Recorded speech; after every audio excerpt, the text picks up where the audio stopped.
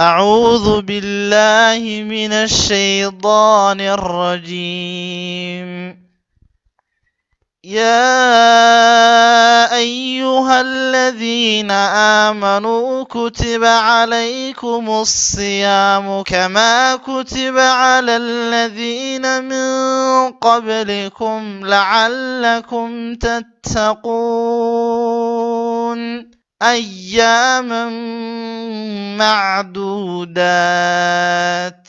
فمن كان منكم مريضا أو على سفر فعدة من أيام أخر، وعلى الذين يضيقونه فدية طعام مسكين، فمن تطوع خيرا فهو خير له، وأن تصوموا خير لكم إن كنتم تعلمون.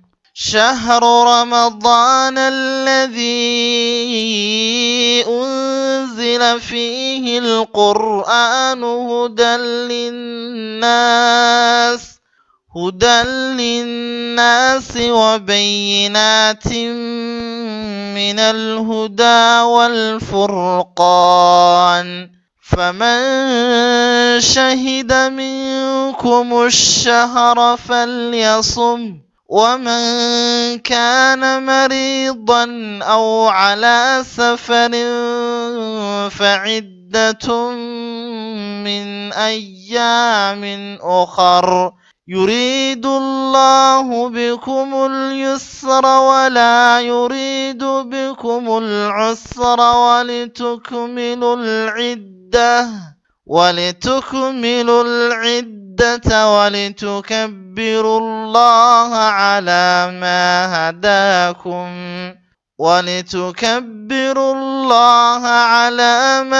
هداكم ولعلكم تشكرون.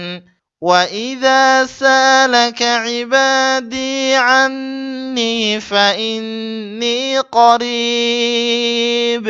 أجيب دعوة الداع إذا دعان، فليستجيبوا لي وليؤمنوا بي لعلهم يرشدون. مرحبا يا رمضان، يا مرحبا بك يا رمضان، مرحبا يا رمضان، ويا مرحبا بك يا رمضان.